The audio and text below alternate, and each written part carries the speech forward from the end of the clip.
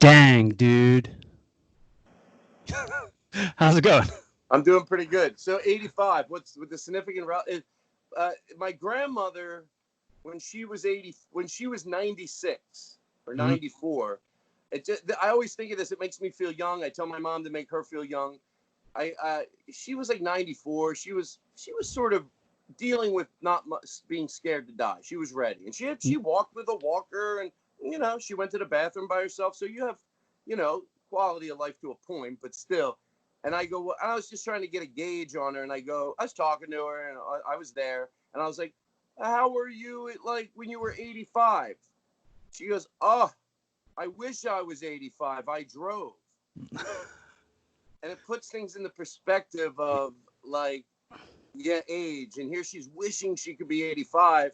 So if you're 30 and you're like, oh God, I'm 30, it works for every age, unless you're 94. If you're 100 years old and on your deathbed, someone comes up to you and goes, what's your favorite age you were? What's your favorite age you were? And if you could magically be that age right now, what would that age be? Yeah, I think if she could pick any age, she would have gone younger. But she was, just in comparison, she was like, oh, 85. She was probably complaining at 85. So it wasn't a lesson she knew she was teaching, because I'm sure at 85 she wasn't walking around appreciative. But now in hindsight, she's like, so I try to do that. Like when I'm 70, I'll look back on now and go, oh, because we always do. You think when you're 40, you think, yeah, I'm just 40. You're never, 40's never young. Yeah. When you turn 50, you look back at 40, you're like, wow, I was really getting my stuff together. I was getting, anyway, enough. Hello. It's good to see you. Hi. It's a funny thought, like thinking about, like, we live our lives on the record, both of us, you and I, where it's like you look back on things and you think about like the things you're embarrassed about, or you look back at old pictures and you're like, man, I used to be thinking every day what a fat piece of shit I was. Now I look at me then and I'm skinny compared to now. Like, I know Eddie. One night we were talking. Do you know Eddie Pepitone? I don't know him personally. No. But you know of him? Oh, of course I know who he is. Yeah. We were talking about that, and I said the same thing, and he goes, yeah, why?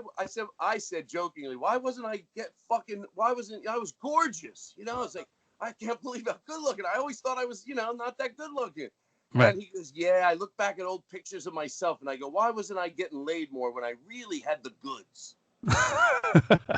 Because we're so fall in the habit of comparing ourselves to like archetypes, like people who are far, like they're on TV because they're pretty. They're on TV because they're hot. Like it seems like the industry has cherry picked the best looking ones for us to compare ourselves to.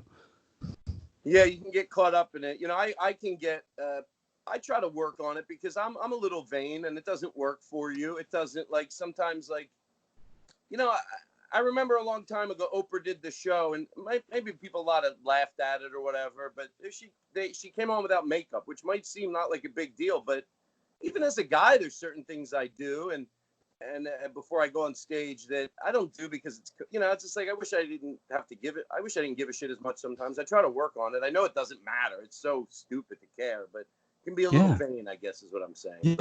Yeah. But what are you going to do, right? Yeah, for sure, man. I mean, I fall into that stuff all the time. Things that make me feel better, that's different. When I'm thinner, I feel better. So that is an achievable goal with some purpose. That, when I'm definitely thinner, I feel, even 30 pounds for me, it's just, that's really weighing on me. When you lose weight and you get at your ideal weight, then you click a little switch in your head, and then when you're older, you'll be like, oh, I wish I was the age I was when I was my skinniest, when I was my most fit. I lost 30 pounds and I put back on 15. Mm-hmm. But I'm taking it off right now. I'm not maybe. I know when I'm done and I'm going, Todd, I'm going to take it off. I can take off 15 pounds healthy, not eating, but I can take it off in about 2.5 weeks easy. Well, with the quarantine, I meant to ask you this, like, what are you doing for fitness? Are you working out? Are you going? Do you belong to a gym on the regular, and then now you're just not working out? Well, for that, that's a good question because for about the last 25 years, go to the gym pretty much 7 days a week. Mm-hmm. I do go 7 days a week. Maybe I miss 5 days a year. And some days, 3 days, I work out hard. The others, sometimes I'm just on the elliptical for an hour and a half, just not working hard. Just my body's moving. I enjoy it. I can answer emails. So I don't have to sit there. I can listen to videos, and there's a lot you can do. And for now, since March, no, since March 15th. Yeah, March 15th. I take walks, and you know what? Yesterday I realized you're getting winded. It was a cool day out, and I was just getting winded walking. So I ordered a treadmill this morning to come to the house because it's a good time to get the weight off. And food wise, I'm actually doing better. I accidentally, which I want to do, I admire vegans, I admire vegetarians. I really do. But sort of accidentally, because I don't want to eat tortured meat. We hadn't eaten a lot of meat anyway, and we go, oh, we didn't eat meat all week, and we're like, oh yeah, I guess we didn't. And I just decided to do that for 2 months, no meat, no 5-hour energy, because I used to go to the store every day and I need a 5-hour, no 5-hour energy, no meat, and but no working out. But at least there are some good things I do. Well, you know what's funny is like I told you I was listening to the episode that we did 2 years ago, and you said, I eat meat. I'd like to not eat meat one day. I'd like to be off meat. And it's funny that you set that goal. You know what? I always say I don't mind if ever I repeat myself, you can tell me. It doesn't mean I won't be able to add to that point, but I won't have to bore you with sitting something you clearly remember. I don't mean that. I mean no, of course. What I'm about to say. There's just no way. We look back at things people did like washing their hands. Remember there's a big deal in I forget what year it was when diseases were spreading and they were telling surgeons to wash their hands. Now we go, come on, how could they not know that, right? It seems like, no, I get it. It was a different time, but still, even with that taken into consideration, how could they not know they had to scrub their hands before they were? And then so quick, whenever I think something like that, I go, Todd, don't think you're not doing something as you speak that's just as bad. Yeah. So I think eating meat probably has to do with, like I said last time, torturing animals. You torture people. And we're going to look back on this, and they're going to go, so they just see pictures of how we kept them. It's going to look like Auschwitz. Uh-huh. Matter of fact, there's a place when you drive up to San Francisco, and it's all cows, and they call it Cowschwitz. And it's funny and sad. But so I figure... it's just a good play on words. Yeah, it's my goal, and... so for 2 weeks, I know I still eat butter and all that stuff, but it's a process. So, right. And I know I thought about it. I go, wait, my body doesn't have any rotting carcass in it, and it felt sort of good. And again, I eat meat, so I'm not preaching. As soon as I stop eating meat completely, I'll probably have to shut up because then it's going to come off a little differently. Then I don't want to be that. I don't want to be that person. Yeah, I mean, there's a thing like you can be vegetarian or you can be vegan, but it puts you in a stigma. It attaches a stigma to you of being annoying or pretentious or there's always an aura to it. Yeah, what? I think most of the time, if we talked about this last time again, most of the time, and again, I eat meat. I'm 2 months I haven't eaten meat, but I'm not saying because some of it's easy, I can't get to it, but I still eat butter and I still eat dairy. But I think most of the time that aura that comes with it, and I have to preface this, I'm going to say 95% of the time, I think it is imposed by the person, not the vegan or the vegetarian. I think they are very unjudgmental. I think they are paranoid about being that person. And I think they go out of their way to, that's just for me. Or they'll say something like if they go to a party and no one thought, they'll be like, you know what, I can eat corn. Like, I'm like corn crazy because they don't want to make you. So I think it's mostly other people. It's insecurities. Yeah. They feel insecure. They feel like they're being judged. So they go, oh, you have leather in your car. Oh, you have hey, they're not attacking you. Why are you attacking them? Yeah. My I I used to do this bit on stage where I'd say, I've grown up learning to accept people for who they are and not just tolerate people. Like for example, my mom's a lesbian, my brother's gay, my sister's a lesbian, her wife's a lesbian, and my little sister dates black dudes. I just accept everybody for who they are. Said my entire family, every one of them hates my girlfriend because she's a vegan. You know what? You should make them listen, not to be self-serving, but you should make them listen to this part of the podcast. Not because I think I'm great, but I think I have a clean opinion on that. That if someone is able to get out of their own way, you can't just tell somebody something. You have to say to them. I had someone say this to me once, and it works, and I repeat it. Look, would you like to believe you can have a theory, but if somebody intelligently can change your mind, would you like to think you're one of those people? And no one's going to go no. So you make them at least listen.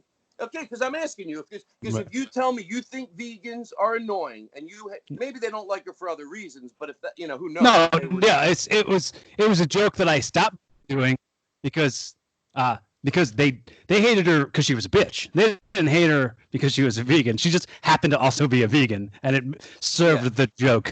But yeah, I think a lot of times people, they're projecting their own insecurities, which sounds a little, therapy-esque, but it is. They're always very nice. They're never judgmental. And we always think people that do stuff like that are radical, I remember my mom had a friend, I'm talking 40 years ago, who would, like if there was a spider in the house, she'd walk it outside, or she wouldn't flush the toilet if somebody just peed just to save water. And everybody thought she was picking up her dog shit before anybody picked up their dog shit. Right. I thought, she's crazy. Now you're like, maybe she was just normal, I think vegans get it. There's no way especially tortured animal, there's no way that's right. Come on. I'll have an intelligent conversation with you. But if you're not able to go eating tortured meat, I do it, but treat it like smoking cigarettes. That's what I like to say. If you're going to smoke cigarettes, when I said this. I didn't go, oh, you could get hit by a truck tomorrow. You could eat Reese's cups and they're not. Oh, come on. I just said it's a vile, disgusting habit, and I hope one day that I can quit. Right. I would smoke, but at least I didn't delude myself because, I don't have the strength to stop smoking, so I'll pretend that it's, that it's not. But I think vegans, they get it. Yeah, I think there's a certain sacred place for eating meat when it's really like, well, we're nourishing our bodies through the spirit of the animal that gave up its life for me to eat this meat, and it's not like taken for granted. It's not just like, well, here's another body that I don't have to think about that I'm eating. It's funny because I did ask a vegan that once. I was saying, because the reason I always say, at least factory farming, it's not that I'm 100% positive that if you hunt, that there's not a good argument against that too. But I always like to clean it up. Go, let's keep that a separate argument. People that go, I don't eat factory meat ever. I'm a vegan. There are these people, I bet. They're vegans. They're probably a small group. Let's say they're vegans, but they eat only meat.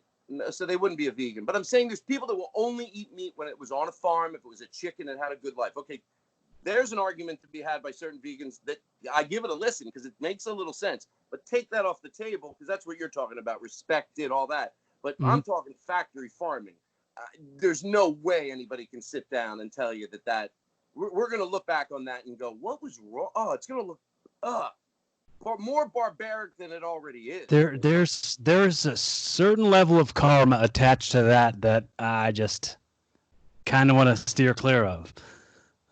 What do you mean? Like the evilness of how these beings are being treated. It feels like the people who are profiting off of that,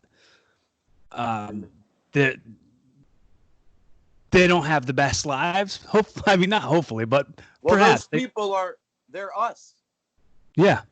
Yeah. Those people are us. I know we couldn't literally go into a factory farm and maybe cut it, whatever they do that's they have to literally torture these animals, or people that do scientific experiments, but they're us. Like, I'm aware of that. They're us. They're you. They're me. So you have to forgive yourself, have a little bit of grace with yourself, and go, I'm working on it.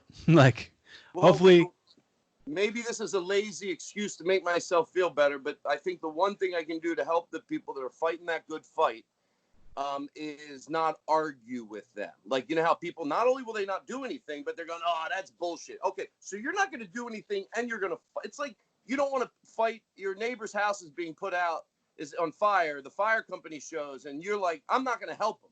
And the fire company's like, we don't give a shit if you don't help us. We got it. But then you decide to fight them. That's fucking crazy. I mean, and I think it's crazy that I eat meat and I'm aware and it's my goal to get off of it. But I hope I don't escalate to the next crazy. And that's literally fighting those people, mocking them, laughing at them. I'll just sit back and at least respect them and be in awe of them. And I hope the next story I tell in a few years is that I went all the way. And I don't think I'm going to get to go all the way if I just mock them. So that's where I stand right now. I respect them. And, you know, I hope to grow to what, you know, they've managed to do. You know? Well, it's a strange ass time for sure. And people going into like sort of the people who think they've got every single thing figured out when it comes to the protesters or people who refuse to wear masks out and interact with people and don't do social distancing. It feels like these people are going to expire and kind of die off at this point. You mean over I know what you're talking. You can widen it to a lot of people right now. That's what I always say to my friends. Like I don't wish anybody to be in pain. I don't. Right.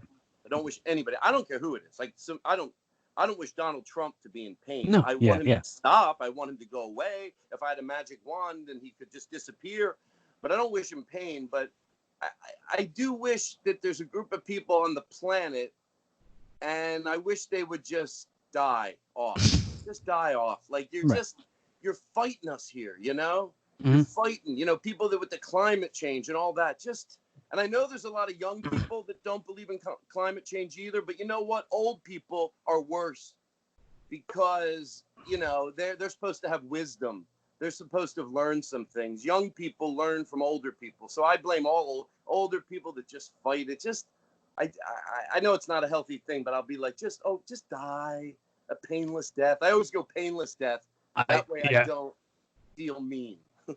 I just said to my uncle at Christmas time, my uncle like said something and he called somebody fat. And I said, dude, you can't do that. You can't say that to that person. You can't say that. And he was like, you can't tell me what I can and can't say. And I was like, well, I know for sure that you'll expire sooner than I will. So get to it. Yeah, you know what? That's a good. I'm constantly trying to figure out how to say things that I want to say. And it's not that I think I'm perfect, because if the word came down that said, hey, by the way, you should only be perfect if you're, you know, you could say lecturing other people. I hope it does come off like that sometimes. I never mean it that way. And I always work on trying to change my tone, because if you're going to grab people's ear, you're not going to do it by insulting them. But yeah, you want to figure out the cleanest way to get your point across. And what you just said is like, sometimes I feel that way with stand-ups. I'm like, look, if I'm right, I got your back. You're going to thank me. You're going to expire. And when you expire, it's not me placing a spell on you. This is the new thing that I've learned to say. I'm not going to be around. I'm predicting it. And when it's somebody, a comedian that you think's funny in their bones, sometimes you have someone, they're funny outside of that. Some aren't. It's just all racist and sexist, and there's maybe a morsel in there.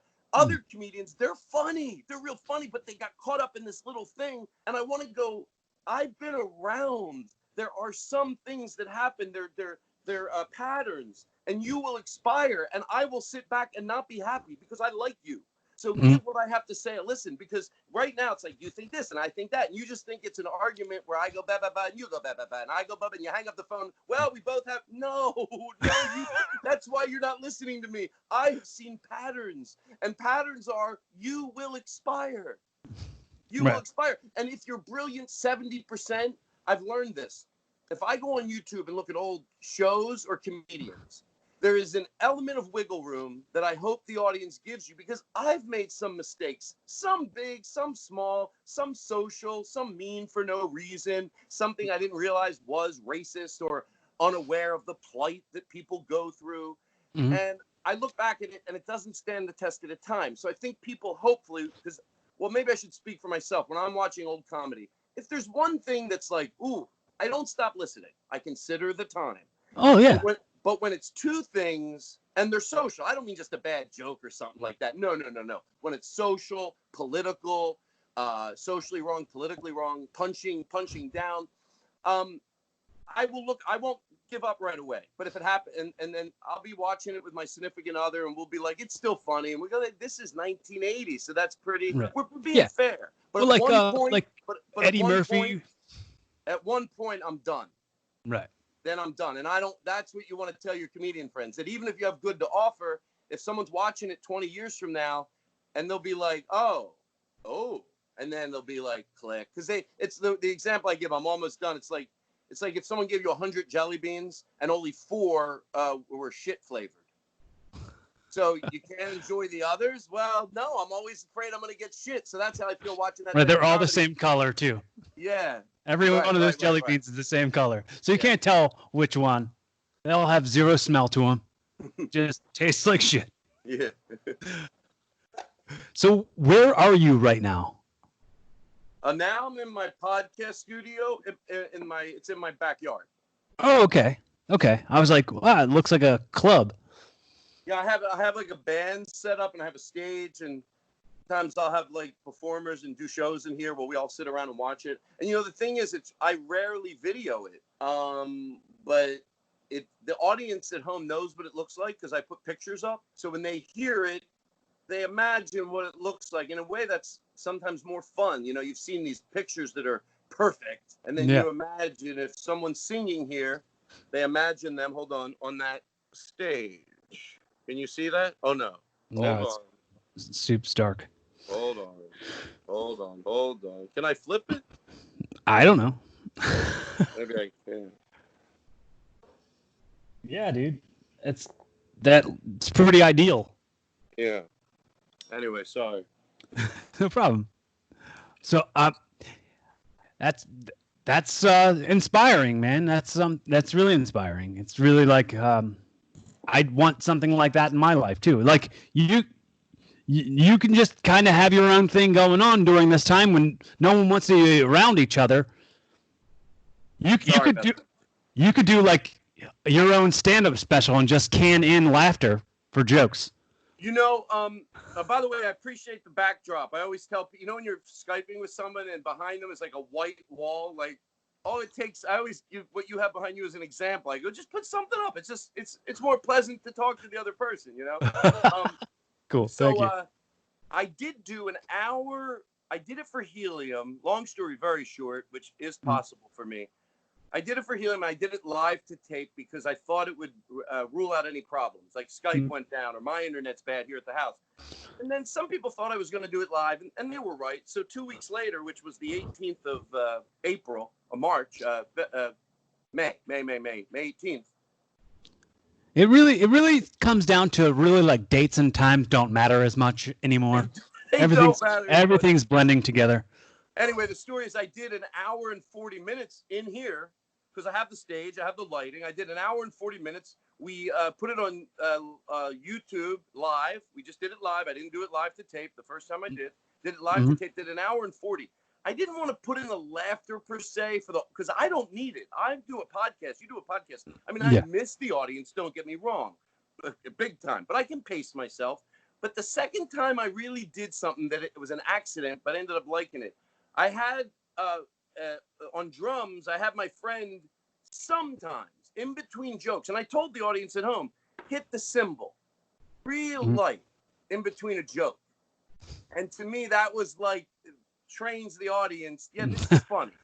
I said, don't do it if you don't think it's funny. But if you think it's funny, because I didn't want to put in the laughter because I thought about that. Put in not shitty laughter, but really try to flavor it in there nicely. It's dangers on campy. Exactly. It was my fear. But someone will do it right and figure it out. Right. I'd say like right now is the time to get exploratory. You know what I mean? Just sort of open up your wings and see how far you can fly. Yeah, you're right. It is, and I think a lot of people have taken advantage of it. Like everybody, I have days where I get a little scared, not only when it's going to end, but what the future is going to be. But Yeah. but in the meantime, I've tried to do what you say. Like, you know, I ordered. I hope someone else listens to this because it really, I think about the purchases I make and like, am I just buying shit? Am I just buying something I won't use? But I bought 3 camera stands, 2 mini ones, You held up 4 fingers when you said 3. two little mini ones, and then a really big camera stand. And I bought mounts for this has to do with what you said. And I bought mounts for my iPhones, and I bought a mount for my iPad so I have some old cell phones. So I bought some good camera stands, and I bought some, little stuff to help me. I bought a Steadicam for my cell phone, which is crazy. Steadicam for a cell phone. You can like go into the weight has the weight on the bottom of it. Yes, it's a teeny little one. And because of what you said, I thought, Todd, like, don't use excuses. Like, oh, I got to borrow a camera. You can shoot stuff that looks amazing, even on the old cell phone cameras. Yeah. And that's what I've been doing, just using this period to get more comfortable. Like, I'm comfortable with Twitter, but Instagram, I can't navigate it like Twitter. Twitter, I'm like, it's now I got better on Instagram. It just takes doing it. I'm like, you've got the time. So just learn Instagram. Learn if you want to do TikTok or not. Maybe it won't be your thing. Maybe you'll end up fucking loving it, Mm-hmm. So I've been using that time to like try to do videos and just all the shit I normally, make excuses I can't do. I'm jealous of your ability to through Twitter because with me, I'm better with Instagram. So I'll tweet something that I think's funny, like I'll just do a little joke, dude. My wheelhouse is dad jokes and puns, and like little observational, silly, stupid things. Like I'll do the screenshot of it and I'll just put it on Instagram. Because everybody gets comfortable with something, and even TikTok, like. Some people made fun of Instagram when it came along. I remember that. I remember everything. And they were like, oh, now Instagram, now blah, blah, blah. And I'm like, who knows? Maybe you'll like it. And then I know a lot of comedians that made fun of podcasting big time. They thought, oh, now everyone's got a podcast. Now have one. Then they made fun of Instagram. I'm like, you don't have to learn about everything new because you have to do it.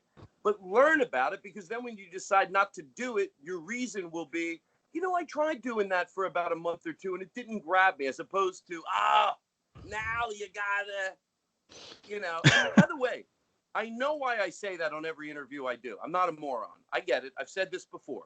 Because my instincts are to be complacent. Of course they are. I'm comfortable with what I already know. So I go either get fucking good at being hard on yourself and constantly go, stop that shit. The minute with the kids today, any of that stuff, I go, slap myself. Don't fucking turn into that.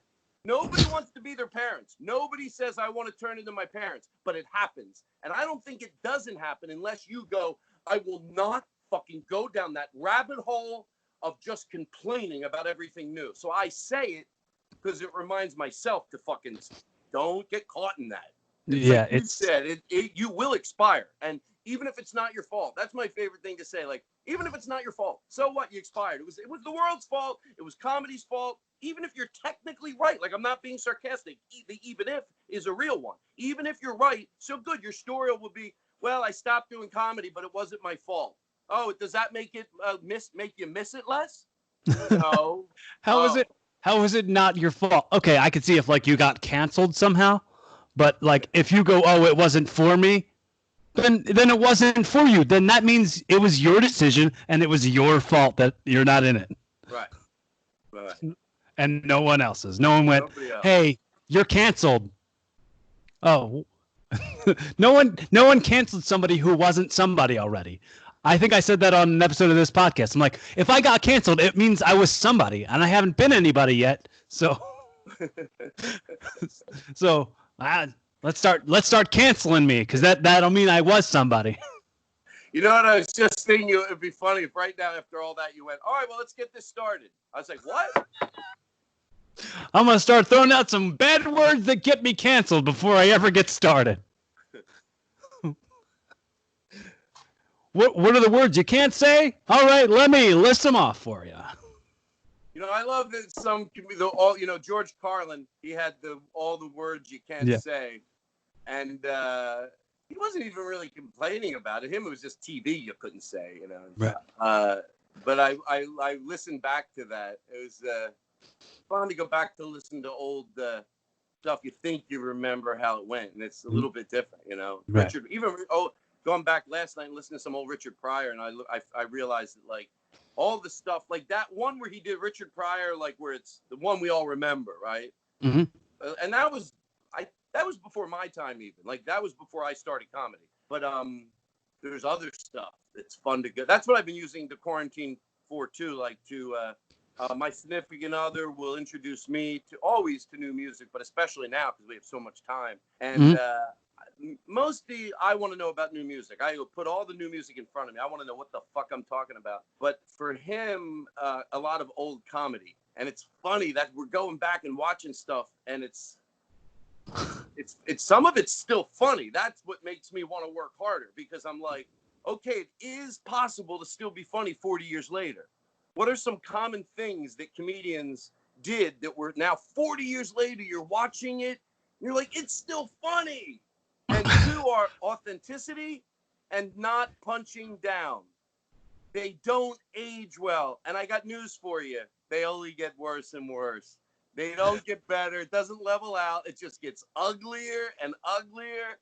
And for people that go, oh, saying the R word is saying retarded is not as bad as using the N word. Look, we could get into and play with the semantics of it, but you know, stop. Like, it's the reason people say the N word and they can still say retarded is because and people are starting to say the R word. But eventually, believe me, 30 years from now, when we have a group of people and they fought to keep using that word, it's going to be just as bad. They're on the wrong side of history. Yeah. And 30 years from now, 10 years from now, who knows? It could be 5 years from now. Just like technology doubles in speed, you know how they say technology keeps doubling in speed? Right, yeah. So does social awareness. Not just because I'm saying it, because of technology. Because we learn about people through all types of social media. We learn about people. So it doubles in speed, social awareness, because we're learning. And the best of us learn and change our behavior by choice, not because of it, somebody made us. You just go, wow, I didn't realize how that sounded, or I didn't, you know. So words have feelings attached to them. So not just the feelings you have when you're saying them, but the feelings that are going to be attached to the person hearing them. Yeah. So you can't relate to the R word offending you because you're not one, and no one you love is, but like, I was in special ed as a kid, and people called me that all the time. Like, that. What am I to say that doesn't? Nobody's seriously calling me that at 36 years old. That's not. Nobody's walking around and go, "Hey, man, you were in special ed in middle school. Get out of here." but I was in special ed too, and someone asked me, you think it's because you heard the word, gay growing up is it a pejorative? Is that what they say? Because we've heard, and by the way, comedians that are still doing that bit where they go, no, I would never go up to a person that was mentally challenged. And by the way, we're using the word in its right context. I realize when we are referencing people that are mentally challenged or whatever the new word is, I'm fine with it. But we're referencing when that word is used as a pejorative, like gay, or people that use, they would never go up to a gay person and say, hey, fag, yeah. But they're saying I use it as the secondary meaning. And then they try to do that bit on stage. It's like, yeah, we've heard that argument. Why don't you just drop that bit because it sucks, even if you don't give a shit about it socially? Who was, I think it was Amy Schumer. No, not Amy Schumer. I'm sorry. It was Sarah Silverman. Sarah Silverman. She did the thing where she's like, gay. And she's like, I don't mean actually gay. And then she was like, and then I realized, like, why don't I just stop saying it? Like, I did hear her say that. She told me that once, that she went down that rabbit hole of, even with the word retarded, And she goes, what am I doing? Every time these words, as years pass on, it never looks prettier. Why am I holding on to it another 3 years? For what? Right. For what? Right. It's not going away. I think, you know what you think? You don't think it, but if you say this, it makes maybe someone go, wow, I guess what am I hoping for? Are you brave? Are you defending great language? And by the way, I am always glad when I remember to say this, and then I'll get off this subject unless you choose to go on it. But I say it, I've said this a million times, because if I'm going to do interviews, most people don't have my view. Most comedians, most people think that the opposite of what I think. So I try to get it out there as much as I can. For anybody that goes like, why does he say this so much? That's why. And I do say this, I'm not worried necessarily about offending people. I don't want to offend people. I don't think good comedy comes from wanting to offend people. But if I do, in the pursuit of saying something I believe, I'm not happy, but I'm sorry you got offended. But I want to make sure I'm offending who's to say who's the right people. Well, you know what I mean. I'm not punching down. So if I offend somebody, I don't want it to be someone below me that's already in pain, that's already hurt. So it's not that I try to do comedy where I won't offend anybody, because I don't think we could have brilliant comedy sometimes unless you offended people. And by the way, offend doesn't have to mean socially or politically. Someone is so silly. I'm sure Steve Martin in his stand-up days, or Mitch Hedberg, he offended people because, oh, this isn't comedy, and I know comedy. This is like, this guy's pushing our buttons. He's trying to be bad. Gilbert Gottfried, when I first saw him in 1985, I knew the people around me were like, no, this guy's trying to be bad. This is like a joke. But me and my, he's trying to be like just weird. But me and my friends, we were hysterical. We were punching each other. So offending people isn't necessarily a bad thing. It's just who you're offending, Right. And it's also the way you're offending somebody. Like if somebody's like, it's like,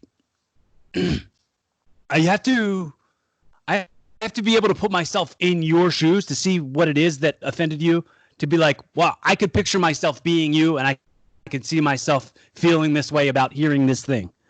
And I'd hope it'd be the other way around. So it's like, right, reciprocal. Exactly.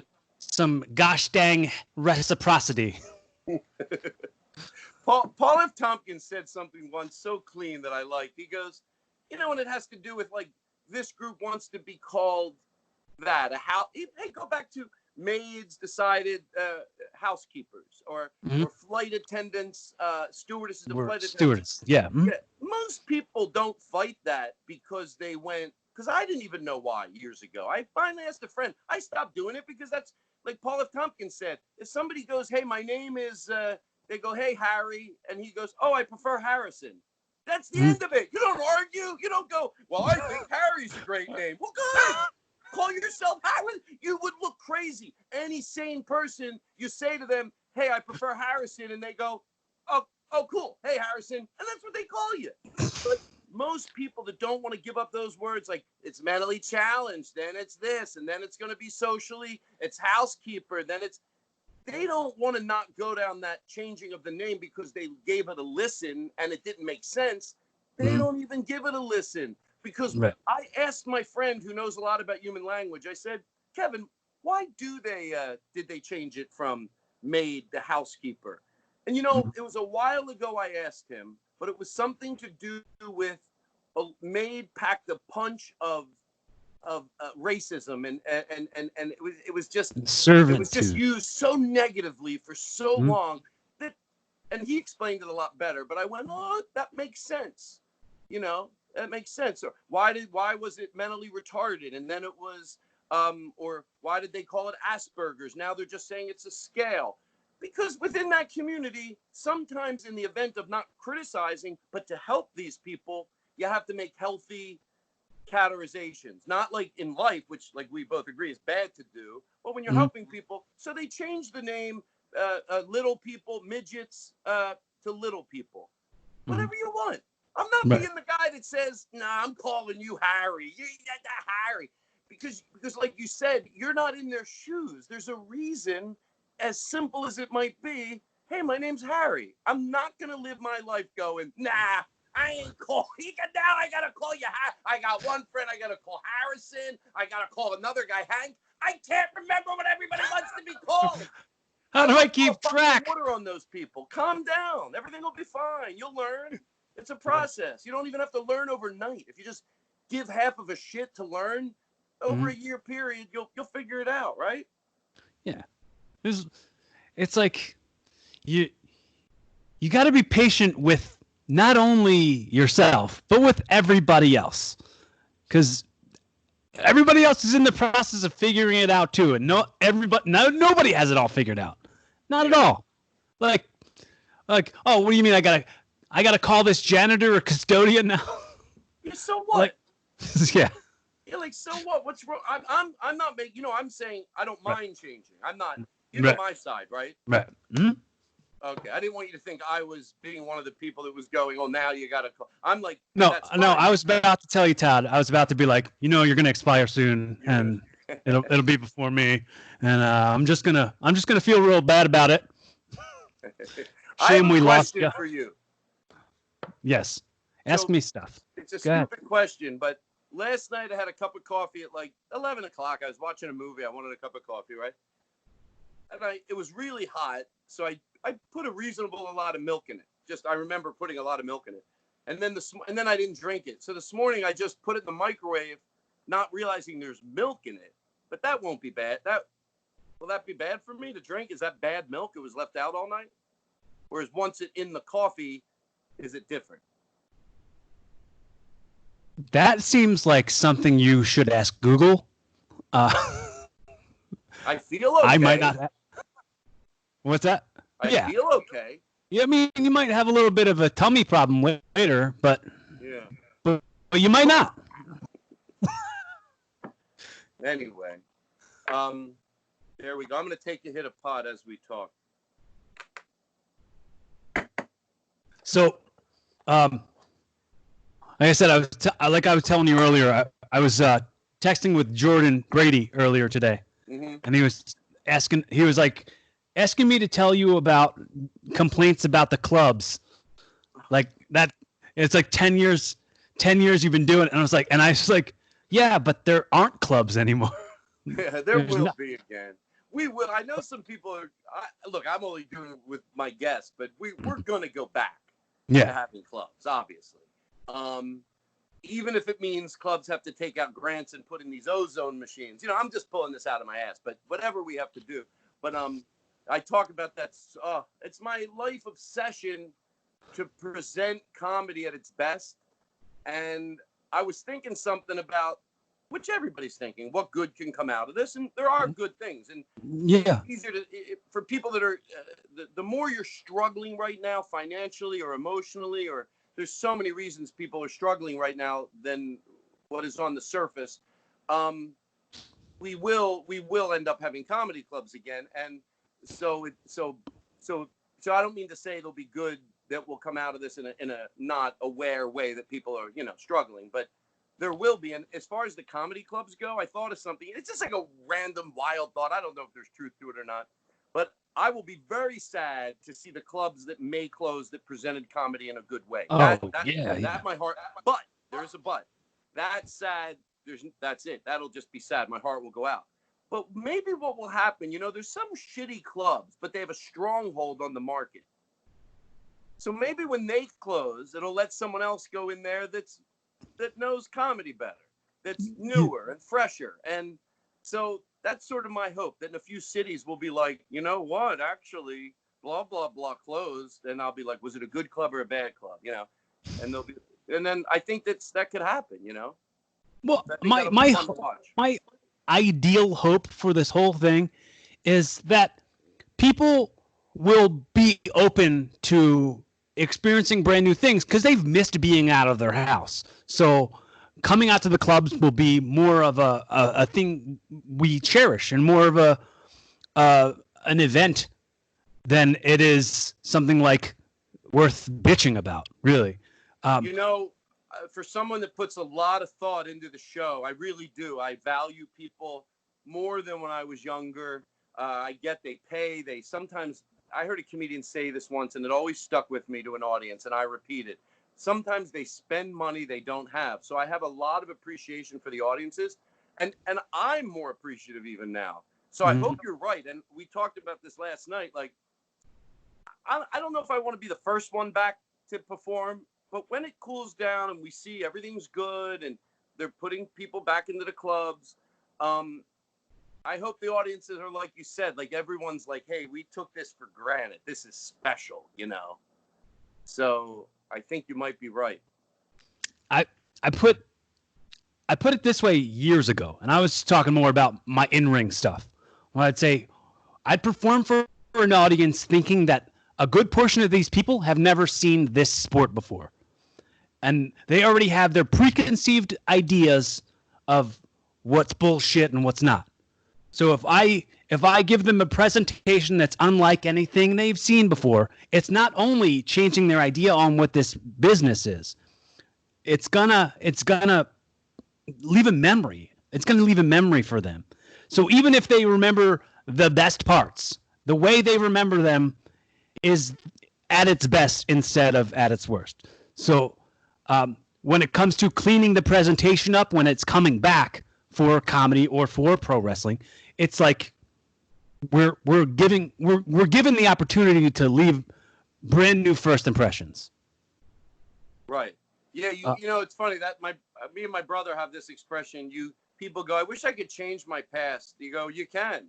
It's the way you live today. Then your past will be something else. Right. You know what I mean? If you got off drugs 10 years ago, what's your past? Well, your 10-year past to see you haven't done drugs. So, but yeah. Now, there are some wrestling shows going pay-per-view, right? Right. Yeah. Because they're bad. They're weird. The audience, the one thing.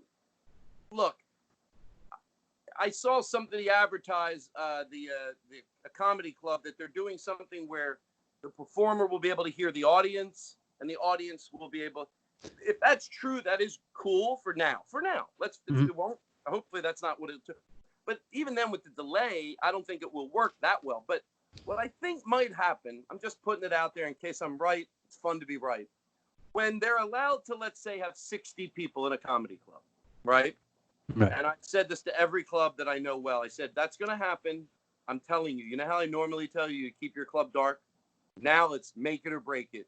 Because you cannot unite 60 people or 70 in a room that holds 250 unless it's pitch dark in there. That's what will. So when that happens, I think what we might see is then live streaming will work better. So let's say hypothetically, I think this will happen with bigger acts. Let's say you get a guy like Jim Gaffigan, right, or Sarah Silverman, or John Mulaney. Well, theaters aren't going to open up again right away. Right. But Yeah. they can go to a comedy club, do a show, and the audience serves as pacing for him, but also pacing for the audience at home. And if it's mic'd beautifully, it will sound amazing. I don't want people to go, yeah, but it'll sound like 60 people. Not if it's mic'd right. So what I hope this will happen. So then maybe you get a guy like John Mulaney or whoever I said, let's say they go to Helium in Philly. They're probably going to pick the club that's closest to them. Why travel that far? But you go to a club and you do whatever, 5, 6 shows, but then you pay-per-view it, but to a limited people if you want. Maybe there's 80 there. So maybe the word will be the next day, like let's say at a club like Helium, yeah, we had John Mulaney here last night. Of course, we sold out every show. It was only 100 a show because we're at half capacity or whatever capacity. But we sold 580 tickets online. Right. Now you can do that now, but there's no audience, so it's not going to be magical. But if you space the tables with a table that's like connected to smart devices that can point at the stage, so the people who buy the pay-per-views online can feel like they're sitting in the audience. Yeah, maybe there's going to be clever ways. And you know why I think it's important that they do this is because maybe something like this will happen again and we'll be a little more prepared. But like I said, I did an hour and 40-minute show and with no audience right here in this studio, hour and 40. And I enjoyed it. I had fun. Yeah. It's weird, man. I haven't got on stage and I haven't done any stand-up online. I just can't see it being a thing that I'll like, but maybe, I don't know. But we're going to go back to regular clubs. Oh, I mean, we will go back. It might take more time than people thought. But it was like the Saturday that it started. the Saturday that they were like locking things down, I had a show that day, and I was like, well, no one's gonna be here except the other comedians, and I'm just gonna go and do it. Like a couple friends came, and it was cool, but I was like, hey, everybody, give it up for yourselves for coming out. We are all gonna die here speaking in this microphone. You can't do comedy with masks on. I didn't get the last. Oh, by the way, that's what I sweat a lot on stage. And I was telling someone the other day, like, I don't want to wear a mask on stage because I literally won't be. It will be so uncomfortable that I won't be able to enjoy the performance. So I want to wait till at least maybe, well, they won't have the first or second row sat, obviously. Right. So maybe, they'll just put like a salad guard up or something. Okay. Yeah, like at the grocery stores. Yeah. Like where there's that little sneeze guard. I'm kidding, but yeah, I'm excited to. I mean, the first time back on stage, it's like I thought about it. I'm like, oh my god, is that going to be fun? Yeah. Honestly, before this started, I had only had one more wrestling booking left on my calendar, and I for the last 2 or 3 years at this point, I've had 1 foot out and 1 foot in as far as like being in the ring.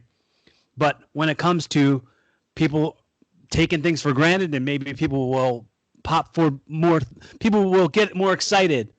Like crowd reactions will be bigger for less things because they've missed being out. Like I went from thinking I'm going to hang my boots up to I'm going to buy a new pair of boots. Yeah, I think you're right. And, I'm trying to be positive. Some people go, oh, we'll all go back to our old ways. Hey, maybe an element of that will happen, but why don't we split the difference and go, we'll probably be extra excited in the beginning, and then maybe that'll dissipate a little. But I think it'll last a long time. I do. And that's including me. Like, I'm like wanting to get on stage and be tighter and better than ever. Like I'm still working on my set, doing the live shows, as many as I can through right here in my into the stage of my studio. But man, I'm so excited and to get back. And then also other things like the environment. Like I think good can come out of this, obviously, and hopefully. What else are you gonna do? Just hopefully you'll take the good out of it. Mm-hmm. Yeah, I mean, gratitude is. It never hurts. It never hurts at all. You know what?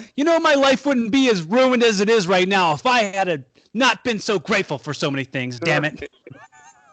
It's funny. That's what I sort of say the same thing about social growth. Like, what word? Even if it could be the C word, it could be the R word, it could be the N word, it could be the J word, it could be which one of those do you think you're going to look back and go, oh, I should have been. Every time they wanted something, I changed. And you know what? When I look back, I should have held on to those two. Those I'm glad I let go of. I did let go of that. But God damn it, I wish I would have held on to those two. Oof. Yeah. Now, this sounds silly for us to say it. You know what my friend told me about when we put things through a mill like we're doing to try to. Hey, look, I don't think I'm a perfect person. If someone said to criticize others, you'd have to be perfect yourself. I would never criticize another person or help another person the rest of my life because I am far from fucking perfect. Far from it. I don't mean, I have little things, big things. Yeah. But as far as, what we're talking about, like, what are we talking about? Humility, I think. Oh, right.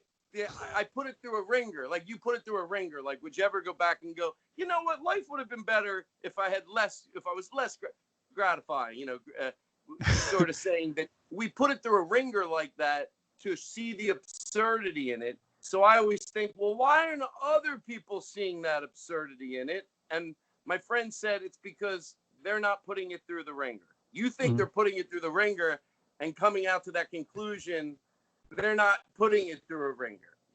Anybody I will go back to this. I don't give a shit. Anybody holding on to the word retarded as an adjective, they have not put it through the ringer of common sense of like, well, that word died, blah, blah, blah. If I look back, they're not putting it through that ringer because if they put it through that ringer, how do I know? I'm talking about people I've never met. Well, because I'm giving them a little bit of credit, actually. I'm saying if you put it through the ringer, I might disagree with you, but that doesn't mean you're not intelligent.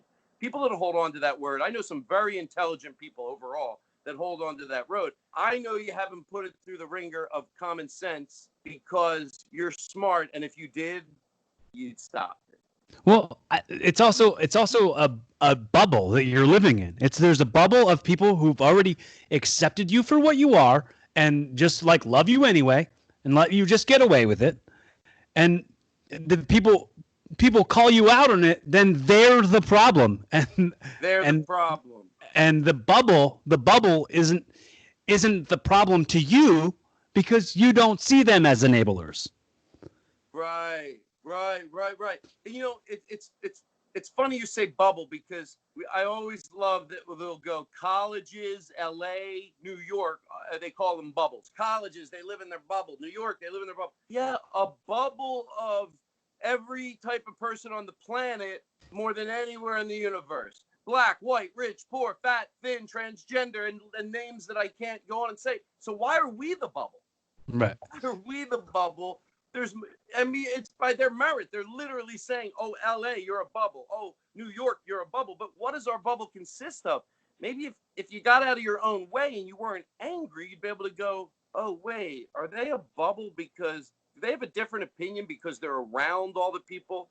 They see the effects of the words that we say, how they hurt those people. Most people that are like, let's say, not even trying to learn about non-binary, not even trying. It's not like they go, I tried, I just don't get it. They're not even trying. And it's not even my fault that I don't get it. What? It's not even my fault that I don't get it. It's everybody else's fault that I don't. Instead of, they just look at like, it's just the reason that they don't try. I'm using double negative here. I'll just say it cleaner. The reason they don't try, I would surmise, is because they don't have someone in their life that is transgender, or they don't have they'll tell you they do. My friend, his son is mentally challenged, and he says he doesn't mind using the word retarded as a pejorative. Oh, that doesn't mean he's right, and I don't believe you. I don't fucking believe you. Anybody. So it's like I used to have a joke in my act that would say, most people don't go, no, I have a lot of transgender friends. And no, because if you did, you would have a different opinion. Right. Yeah. Well, they're not really your friends then. They're just people you know. Right. But anyway. Yeah, like I think it's such a minority. It's such a small group, and for sure, dude, when I think about this, it makes me so sad. It's like transgender people is like, or non-binary it'll be like you're unhappy, and then when you did the thing that you thought was going to make you happy, it didn't make you any happier. That's got to be a really tough life to be living, to not ever be satisfied with who you really are, because then when you changed, someone goes, oh, well, you're not really what you are, like it's why are you going to attack and minimize this unhappy person with your idea of what facts are? Just the minute you think you know it all is the minute you stop growing, and the minute you stop growing is when you start expiring. Wow. I love that. I really do. I'll steal that phrase and credit you every time. But because it takes it out of, I think that's a necessary phrase, because I really think people sometimes, especially when my comedian friends and I have opinions, they think I'm hoping it on them. No, but this is going to happen. I don't, the shows that I watched from the 70s that didn't stand the test of the time, I didn't even know they existed. I'm just watching them now, But you just said something about, we're talking about like transgender people, because that seems to be on the plate right now, but I had a theory one day, and if I said it again, you could stop me. And the reason I'm saying this is because, again, I don't hear that many comedians giving this slant. They'll not talk about it, which is cool, or they'll go, But if you look at it from this perspective, it's not that hard to understand. It really isn't. And about 2 months ago, no, not about 2 months ago, excuse me, about 2 years ago, when it all seemed to be coming onto the plate, I didn't understand it either, to be honest. Part of me accepting it and wanting to learn about it, you would think I have to act like it's easy to understand. No, it's hard. Human language, we have to change it. Wait, what? And you don't. But like again, most people that they're not trying to learn it. It's not because they've given it a shot. It's not like they go, I watched the documentary on it last night and I just still don't get it. Or my friend Dan at work, his daughter's going through conversion therapy, so I asked him a few questions. We were hanging out one day. No, it's because you are spitting at the whole thing. Mm-hmm. So there are certain defining moments in your life where you get to prove whether you can have a thought and then unthink it. And so cocky of me to think this is one of them. And by the way, the problem isn't the aggressive haters. I really don't believe, which, the people that are just egregious, angry, just, we look at them as just angry people. They're not the problem. The problem is some of my friends and some of your friends that are pretty intelligent, but when no one's around, they'll go, I try to be an open-minded person, but this new non-binary thing, I can't. They're the problem, and they're not bad people. So to those people, I say this. Now, here's the moment where they can go, you're full of shit, and just from now on, just say, once I have an opinion, I hold on to it the rest of my life. Or hear this and tell me if it changes your opinion of the understanding of that life, even from a guy who doesn't know that life. But what are the odds? And I just had this thought one day while driving down the street that when it comes to like spiders, there's thousands of types. When there's there's atoms and there's so many. There's birds, but then there's 100 types of that bird, or you know what I mean? There's chromosomes, and then they break it down. But when it comes to human behavior, we went, okay, there'll be men, there'll be women, and gay too. Okay, well, I think we're done. Everybody on the planet should fit into one of those categories and get to live a very healthy, happy life. That doesn't sound like, oh my God, I get it. Of course, that sounds crazy. I'll say it again. All right, we want everyone on the planet to try to live a healthy life and be their true self. So we want enough categories that everybody feels healthy and happy and their true self. So we got man, woman, and man will be with the woman, and then gays. Okay, we're done. So there's your moment. If this got into your ears, and I don't know how many people listen to your show, I don't care if it's 20, and somebody didn't get it, that's their moment. Don't tell me what I said just didn't make sense. Or at least bend your ear. It doesn't have to change your opinion. 20 is a very generous number is what I was thinking. If it's, guess what? If it's fucking 1, and I grab somebody's ear, right? Yeah. I said it kindly. I didn't write those people off like they're bad people. Right. But that is a defining moment where you have to tilt your head and go, all right, I got some more questions, but that made sense what he just said. Wow. That made sense. Well, I mean, the effort needs, like when you said something like the person was like, oh, I try to be an open-minded. I try to have an open mind. It's like either you have an open mind or you're confused. Yeah. You gotta think about what I always say. Be careful what you're announcing about yourself. Be careful what you're advertising about yourself. Like I don't go, I'm funny. I'm so funny. I describe myself as funny because I don't. I don't describe myself as intelligent. Not one bit. Never do I say those things because I can absolutely be proven wrong, and I congratulate anyone who does, because then I know I'm still learning. Then I know I'm still human. Then I know I can then pass on that new knowledge. Yeah, no, that's a, hold on. I had a thought about something you said. Yeah, you're right. It's like me and my friends used to say, it's, people that go, I'm the type of guy, I'm the type of girl. You go, I used to have a joke where I go, no, you don't tell people the type of person you are. You live your life. We'll talk behind your back. That's who you are. That's who you are. Look,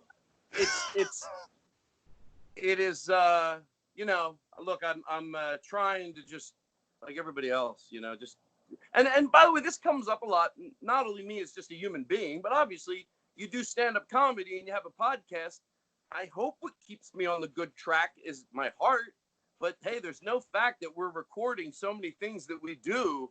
I don't want my nieces and my nephews to be embarrassed of my work when I'm not here anymore, because that's going to happen. And it really makes me sad to think that if I don't really try to fight the good fight in my stand-up act and do the right thing, that I'm going to have my niece and nephew in college, or, after I'm not here anymore, which I'll be here when they're in college, but, and they'll have to go, oh, it was a different time. And then some other fucking kid gets to pull out his uncle and he's great. So they all go, oh, it must have been a different time for your uncle or your grandfather, or whoever it was.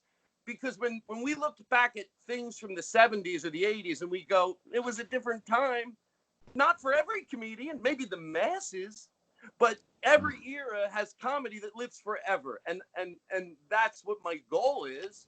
So that's not going to happen unless I really, like you said, you're going to expire. You're going to expire. And I don't hope that for you. By the way, if somebody's really malicious, I do hope they expire. But like I said, that's not the group I go after. I go after the group of people that I know that are actually, some of them are pretty funny. Some of them are really funny, but they need to just, people get addicted to drugs and they tell a story of, even if 10% of people can get off drugs, whatever the number is, heroin, I think it's a low number, sadly enough. But the bigger point is, for people that are struggling with addiction, is that people do overcome it. And it's miraculous. And I always think they're fucking superheroes, anybody that overcomes addiction. But maybe addiction doesn't have to be heroin or drinking or sex addict or whatever it is. Maybe if you're a comic, your addiction is not changing and getting complacent. Maybe it won't make your teeth fall out. Maybe you'll look normal as you walk down the street, but it'll erode your act. And if I'm right, you should look at if you're a stand-up comedian and you're constantly going, oh, this or that, or you overwhelmingly agree with me, but when you get together with your friends, you have your small dose of it, it's going to bring you down. And I try to look at any dose of the kids today, or, oh, now you can't say this. To me, you should treat that like you're an alcoholic. And if you're an alcoholic, you can't say, come on, I had one beer. One beer. No, if you do coke and you say you've been clean 6 years, you can't say, Saturday night I had any little bit of it. You have to say, I got off the wagon. That's how I think people need to look at when they say, oh, the kids today, or you got to learn this. They should look at it like, no, you can't afford to have even your own little secret stash when no one's around and you and your buddy go, look, me and you are open-minded, but this new non-binary thing, is this crazy? You have to look at that like that's your drug, and that will expire you. So any dose of it, fucking wake up. Oh, God, I want to do comedy and I want to be good. Fuck, this is like heroin. This is like heroin. It's going to fucking erode my act. I need to treat it like heroin. I need to treat it like drinking. I'm getting on a program because this is going to make my act fucking suck. That's the way I try to grow. To go, Todd, you have to have zero tolerance. I don't want to leave a legacy of punching the wrong people. It's sad. It's very sad. And the bigger you get, the more dangerous you are. And you know who the most dangerous comedians are? The ones that are fucking hilarious. I mean, their bones are funny. I know these people. They're fucking funny. I'll give them that. They're really funny. But socially, they're wrong. Because you get to go out to a bigger group of people and make people feel like shit. So that's my... So more people feel like shit than... More people feel like shit than somebody, somebody who's got a positive message to put out there. Yeah. I'm upset. Just so I pace myself, what time is it right now? 5:21. Well, I'm East Coast, so. Oh, it's 2:21. Yeah. So I'm gonna just hit you with two more quick things. And I'll give quick answers. Yeah, right. I'm always obsessed with this legacy thing. And in that, I talk about how this audio is going to outlive us. This exact moment is, for anybody else listening to it, the future. It's the future to anyone taking this in. So I call the podcast every once in a while. When I do this part, I say this is audio time travel. So in 30, 40 years, when your nieces and your nephews are as grown up as they possibly can be, want to consume every bit of material that Todd Glass has. They look you up and they come across this audio. This message is in the year 2099, whatever. I don't say, like, it's way in the future. Yeah. You're in that moment right now. What are the words that you're speaking directly to niece, nephew, those folks as the message? Let's say it's 2070. Mm-hmm. Because you know what? You're right. As much changes, a lot of things change, but digging up old, but it seems to stand the test of the time from whatever year we have. So things are going to be crazy different. We can't even imagine what they're going to be like, and I don't even try to pretend to. But some things like this, people will find old work. This is the sound will probably sound fairly good, you know. So what would I say to them? Hello. Hi, Katie. Hi, Tyler. Hi, Aaron. Hi, Sammy. Just try to do everything we just talked about, because imagine what people are going to be fighting then. Can't even imagine what it would be. Where are we going to be 40 years from now or 50 with torturing, eating factory farm meat and all that stuff? Just, hey, all I got to say to you guys, whatever the small masses are telling you to do, do it. The small masses are right. Small masses decided women should, the small groups. In other words, like, I'm talking to my niece and nephew now. In history, it's never been the majority of people that have wanted change. The majority of people didn't want women to vote. The majority of people didn't want black people to marry white people. The majority of people. So if you feel like you're with the majority, you're probably wrong. And that's what I say to comedians, because most comedians are right. They'd be right if they said the average person, the majority of people on this planet right now, think you can't say anything anymore. You're right. But if you're a comedian, you should go, oh, fuck. The majority thinks what I think. They have a horrible track record. You're Tyler, hack. Katie, or whoever's listening to this now, if there's a small minority, and I don't mean a crazy person on your street that's different. I mean the people that get involved, the people that are marching, the young youth that is trying to change this world to make it a better place. They have an amazing track record. So do me a favor, anybody that finds it in the future, no matter how fucking nuts you think something that's on the plate right now is, follow those majority of people that are involved. You'll make decisions you're proud of. Yeah, it's like I say this constantly on here, and I'm going to say it to you right now. I think there's a currency that people don't pay attention to. The currency is effort. Effort means so much. Attention means so much. Attention means so much. So I appreciate all of those things of yours. All of your currency that you're giving me that are those things right now. I so appreciate them. And I say it to anybody who ever downloads an episode of the show or consumes any of the materials I ever put out there. I appreciate it. You know what? If I can be a resource to you in some way, like if you feel like there's ever a moment where you're struggling with some sort of judgment, and you fear that you're going to get some judgment by talking to somebody, you're not going to get it from me, because I'm going to hold space, and Yeah, I appreciate. Did I interrupt you? A little bit. Oh, I finished because I like what you're saying. I like what you're saying, so finish. I appreciate the fact that you and I can hold this space for each other right now, and this is a time capsule, dude. This is a moment in history that's gonna never be forgotten. We're stuck in our homes and can't do anything. The world is going to be pre this and post this. So at this moment, if you're feeling stuck, you're not as stuck as you feel. Reach out to somebody, pay somebody a compliment, show somebody a little bit of attention, or a text message that says, "Hey, I'm thinking of you." We're all in this together, as the commercials like to tell us every 5 minutes. But like, really, the only time we're ever going to really know it is when we actually feel it. Yeah.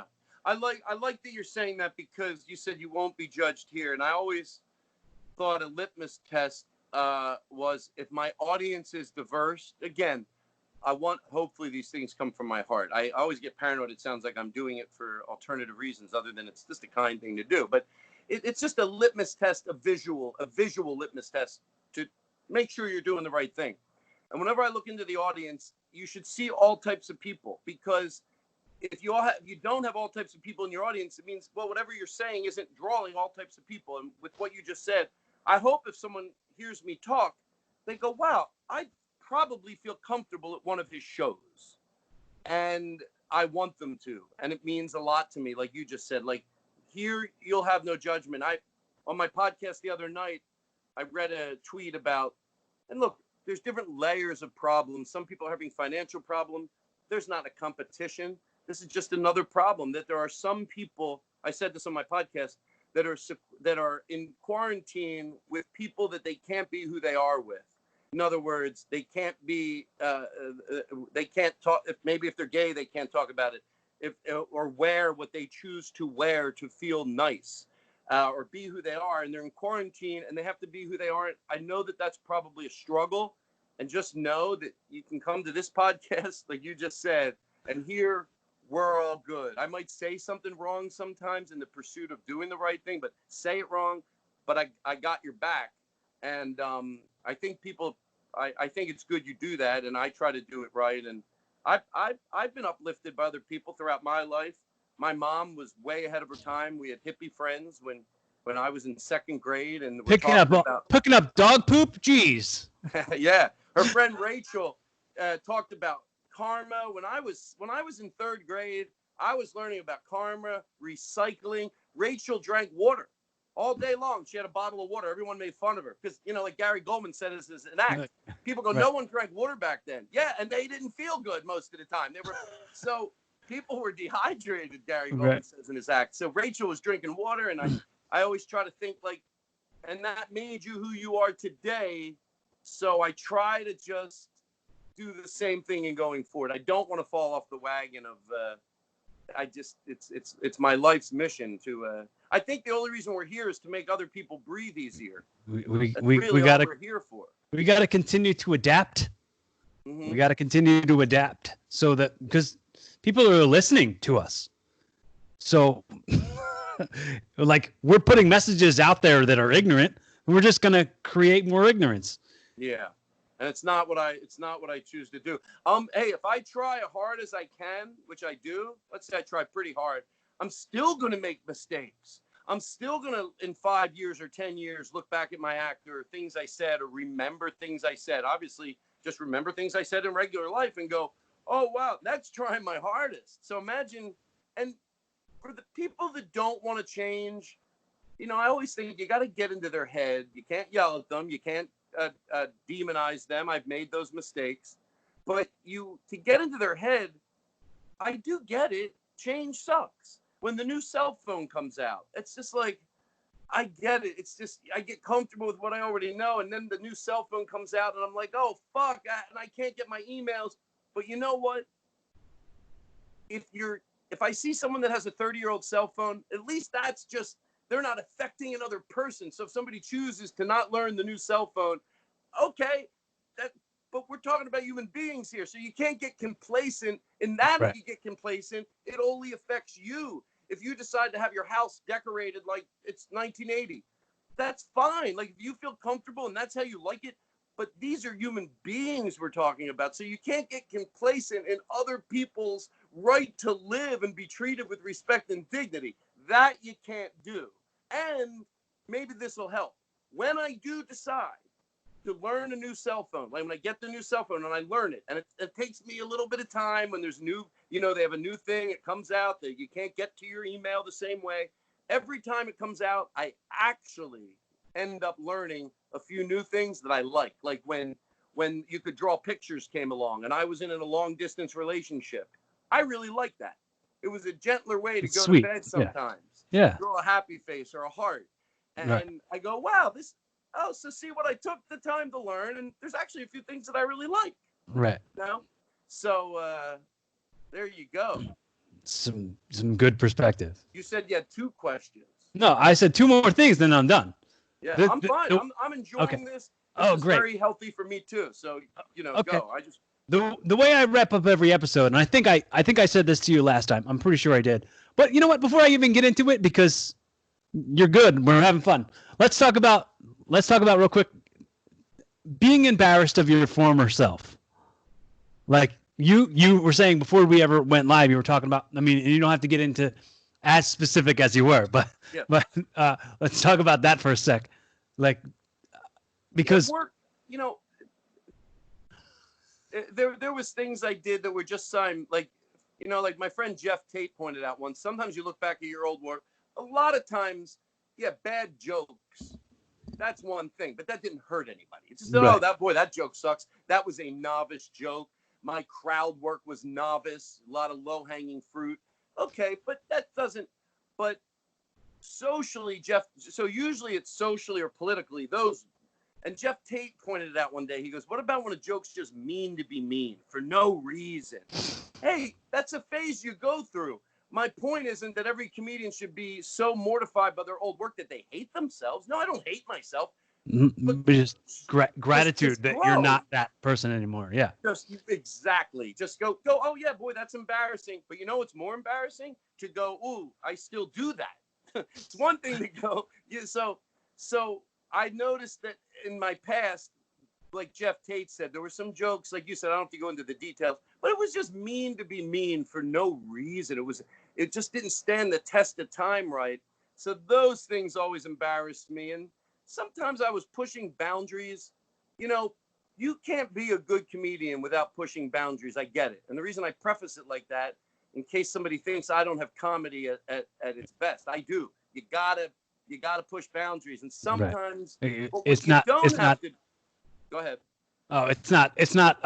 It's not all safe comedy. Pander zone. Like we're Right. we're There's a we're, gray we're area, right. Yeah. and that gray area is necessary. But what I try not to do, and I don't do, is go past that gray area and just plow past it with no growth at all. You're just, it's not that you're going into the gray area by accident. You just go into the gray area. Let's say the gray area is 10 feet, which good. It needs to be. You can't do brilliant comedy without having a gray area. So you're 1 foot into the gray area. No big deal. 2 feet into the gray area.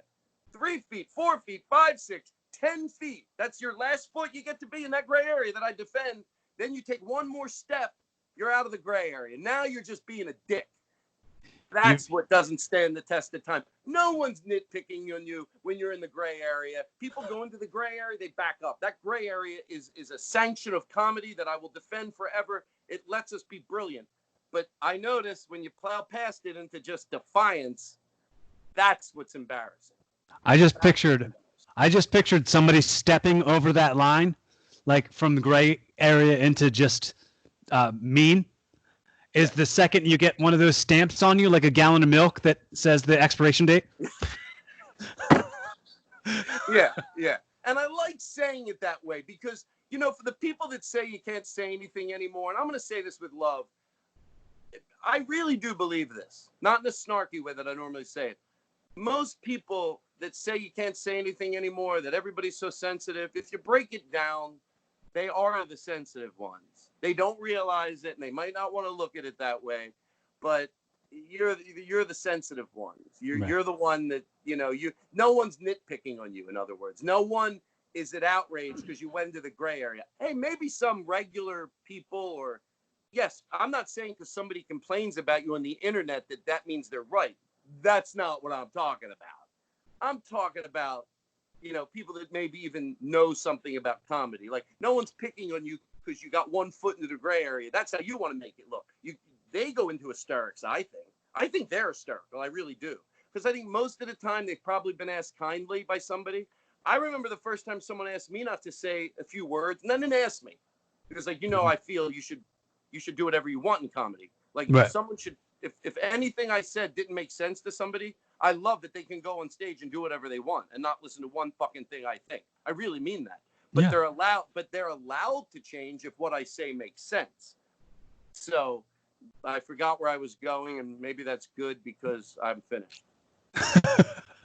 I I got this point that I want to make. Um, I think that everyone, as wrong or as right as they are, They deserve to feel loved and they deserve to feel heard, but they have to realize everybody deserves it. There is Yeah. enough. There is enough good and bad to go around for everybody to have the love that they want and to, have the jokes that they want to tell. Sure, but realize that sometimes you're not always going to sound right, Yeah. and just accept that not everyone's always going to agree with you. Yeah, well, it's funny that people that say you can't say anything anymore. I always feel like if you think you got a fight, what do you think of my fight? Most people agree with you. Most people don't agree with me. I say we don't have who's fighting the bigger fight competition. But if you go, no, I want to have one, I got to tell you, I think I'm having the bigger fight here. It doesn't help my comedy. I want to be a bigger draw. And I always say to myself, Todd, you can shut the fuck up about your opinions or you're going to have no audience left. Mm-hmm. But it's hard sometimes. And what I was saying was that I think most of the time the people that are saying everybody else is sensitive, they are the ones that are sensitive. And there's nothing wrong with being sensitive. And I'm just teasing them a little because a lot of times you can't say anything. Everybody's so sensitive. They don't want to believe that they're sensitive. And the reason I think they are, the first time a comedian asked me, I'm sorry, I don't want to say told because he didn't. No, because I don't cross that line. You don't tell someone not to do anything. What were the words that he asked? You give your opinion, and then if you change their opinion, they change. And that's all he did to me. That's all he did to me about the word, using the word retarded as an adjective. I used that word, and he was kind. He wasn't. Look, let's face it. You could tell me that someone came up to you and said, "Hey, stop using that word. Hey, transgender people, they feel they're being yelled at." What are the odds? Is it possible? Yes. But what are the odds that someone's trying to make you more aware of a transgender person's plight or animal rights, that they're mean? Or don't use the word retarded as a pejorative. They could be mean, but their cause doesn't really say that you're being honest with me, because their cause is a good one. So when Dwayne Cunningham came up to me, he was gentle. He said to me nicely, he goes, yeah, or Jerry's Kids was something. If somebody dropped a tray at a comedy club and you're a novice comedian, I would go, oh, one of Jerry's Kids, because I heard another comedian say it. And he came up to me and just said, they're not dropping things because they have all their faculties and are clumsy. They have motors. And it made sense. And it didn't stop right away. It took me a while to get it out. But because I gave a shit, then that made it easier to get that out of my conversations. It took a little while, but because I wasn't mocking him or laughing at him, it eventually happened. It took about a year, maybe a little longer, and then the next thing you know, you can't replace it with another word that's unfair too. You got to replace it. I think that's the hardest part for a lot of people. Like, I like crass. I think crass is funny. And sometimes you can let go of some things that are crass because they're also mean. You just have to find something that's not crass but hurting somebody, and you can. Watch Eddie Pepitone. If you don't think you can be, I'm not saying you should be a crass comic, but I'm saying if that's the type of comedy you like, which I do, I love comedy that's crass. I call it vulgar poetry, when a comedian can express himself in a vulgar way, but it's for the right cause. It's beautiful. It's crass but beautiful. If you don't think you can be crass and not punch down, go look at a guy like Eddie Pepitone. He's not like a gentle flower. He's crass. So there you go. You when you said the thing about the Jerry's Kids thing, completely. What came to my mind at the second was my first open mic that I ever did was at Helium a long time ago. But the host said something that stuck with me, and it made me laugh so hard. And I don't remember who the host was, and I don't remember what he said. But I remember what he said, but I don't remember. It was like the waitress was down there whispering the order to the guy, and the host went, "Hey, where'd you learn to whisper? A fucking helicopter?" And it's funny. I always wanted to use it. Where'd you learn to whisper? A sawmill. That was the comedian I heard. Sawmill helicopter. Me and Gary Goldman go, are there really people going to the sawmill or the helicopter to learn? Hey, we're going to learn how to whisper today, everybody. Come meet me at the helicopter. Do you think people whispering on helicopters are putting their hands up to their mouth?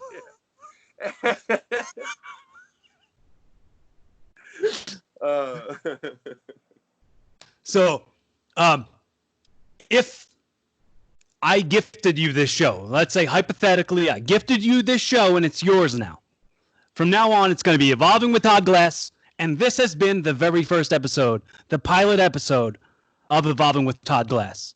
In a very Jerry Springer's final thought type of way, just wrap it up and put a little bow on it for the final message.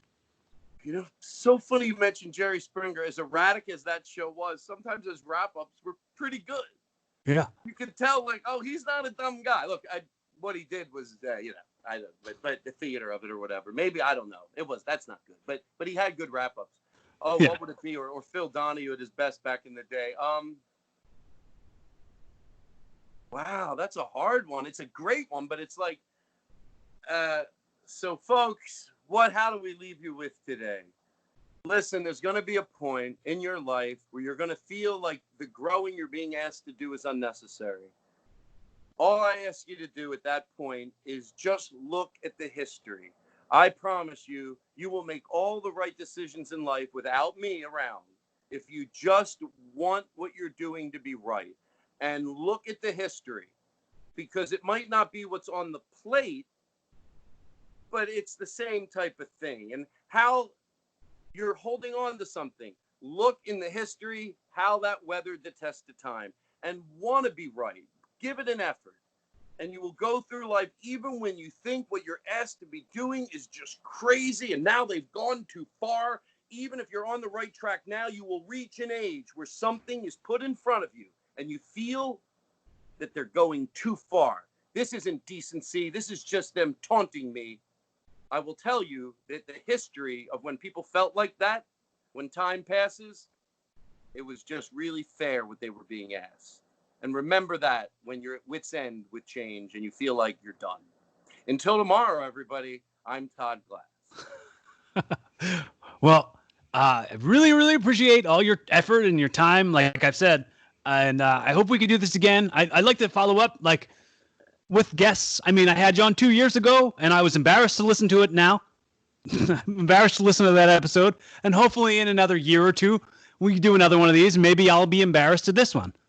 And I hope, and you know what? I hope we're both embarrassed. No, hopefully, yeah. And we both take our lives. We do what? No, I was just being twisted. Yeah, I appreciate this talk, and you had some, like, I like, you know, sometimes people say when you're preaching to the choir, is that help? And it doesn't help you have the perspective of the people that don't agree with us. That's important too, to listen with an open ear. But I think preaching to the choir is good because we're sort of both on the same page overwhelmingly.